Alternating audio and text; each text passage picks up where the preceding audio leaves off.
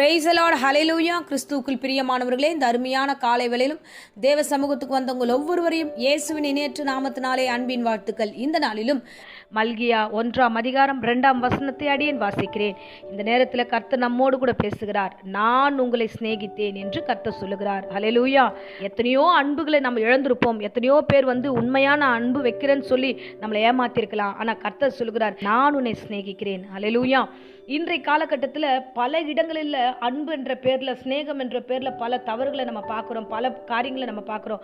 So சாதாரண லவர்களாகட்டும், இல்லைன்னா கணவன் மனைவி ஆகட்டும், இல்லைன்னா ஒரு தாய் மகன் ஆகட்டும், இப்பேற்பட்ட இடங்கள் எல்லாம் அன்புகளை பார்க்குறோம். ஒரு குறிப்பிட்ட நேரம் வரைக்கும் அந்த அன்பு தொடர்ந்து இருக்கிறது. அதுக்கப்புறம் ஒரு பிரச்சனைன்னு வரும்போது ஸோ இந்த நாட்களில் இருக்கிற காதலர்கள் ஏமாற்றுவது போல சில காரியங்கள் ஏமாற்றி விட்டு போயிடுவாங்க.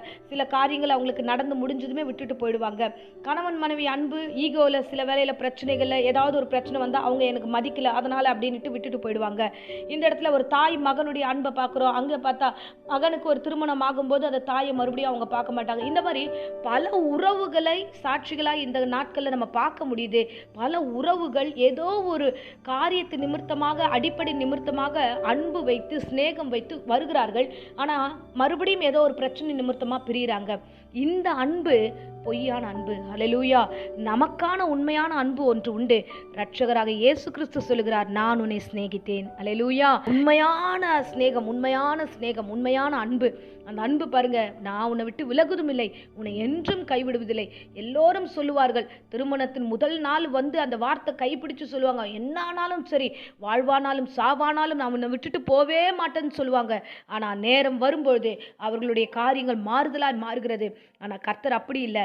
எனக்காக, உங்களுக்காக ஜீவனை கொடுத்தார். இந்த வேளையில் யாராகிலும் யாருடைய அன்பு நிமித்தமாக சோர்ந்து போயிருந்தீங்கன்னா, ஐயோ இவங்களை என்ன நினைக்கல, எங்களை விட்டுட்டாங்கன்னு ஒரு கவலையில் இருந்தீங்கன்னா, கர்த்தர் சொல்கிறார், நான் உன்னை சிநேகித்தேன். அருமையான பெற்றோர்களா இருப்பீங்க, பிள்ளைங்க என்ன பார்க்கவே இல்லைன்றீங்களா? இல்ல, கர்த்தர் உங்களை பார்க்கிறாரு. ஆமென். ஹல்லேலூயா. நீங்க எந்த காரியத்தை குறித்தும் பயப்படாதீங்க, கவலைப்படாதீங்க. தேவன் உங்களை வழிநடத்த வல்லவராக இருக்கிறாரு. ஒருவேளை உங்க பிள்ளைங்க உங்களை விட்டுட்டு போயிட்டாங்களா, ஐயோ நான் உண்மையான அன்பு வச்சு இந்த பிள்ளைய காப்பாற்றினேன்னு, ஆனா இந்த பிள்ளை என்னை பார்த்துக்கவே இல்லையேன்னு சொல்லிட்டு கலக்கத்துல இருக்கீங்களா? கர்த்தர் உங்களை பாதுகாத்துக் கொள்வார். அதை குறித்தும் கவலைப்படாதீங்க.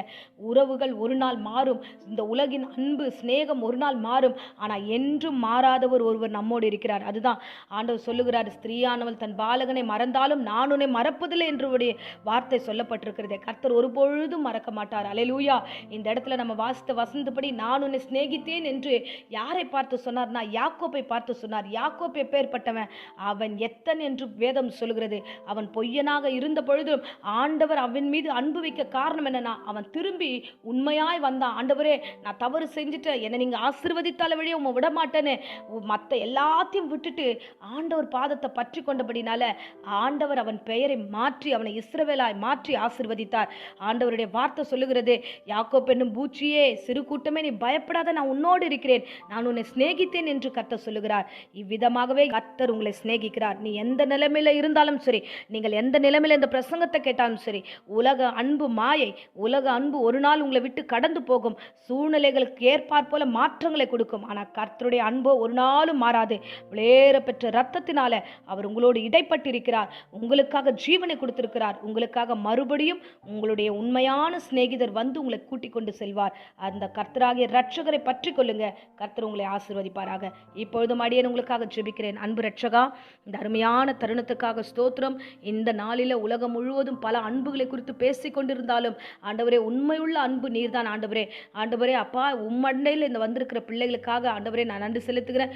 பல காரியங்களை தோற்று போயிருக்கலாம், பல அன்புகளை அவங்க இழந்திருக்கலாம். ஆனால் நீர் ஆண்டவரே அவர்களோடு இருந்து அவர்களை வழி நடத்தும். ஒரு ஆட்டுக்குட்டியை சுமப்பது போல இவர்களை தோளின் மீது நீ சுமந்து கொண்டிருக்கிறீர்.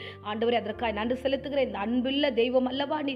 இந்த பிள்ளைகளை பாதுகாத்துக்கொள்ளும், தேவையில்லாத எண்ணங்களை விலக்கி காத்தருளும். உன்னதமானுடைய கரங்களுக்குள்ளா இந்த பிள்ளைகளை ஒப்பு கொடுக்கிற ஆசீர்வதியும், ஆசீர்வதியும். இந்த வேளையில கூட கர்த்தாவே, வியாதி பலவீனத்தோடு யாராகிலும் இருந்தா பூரண சுகமும் ஆரோக்கியமும் கொடுத்து வழி நடத்தும். ஆசீர்வதியும். இயேசுவின் நேற்று நாமத்தில் ஜெபித்து ஒப்பு கொடுக்கிறேன் ஜீவனுள்ள நல்ல பிதாவே. ஆமேன். ஆமேன். Praise the Lord. God bless you.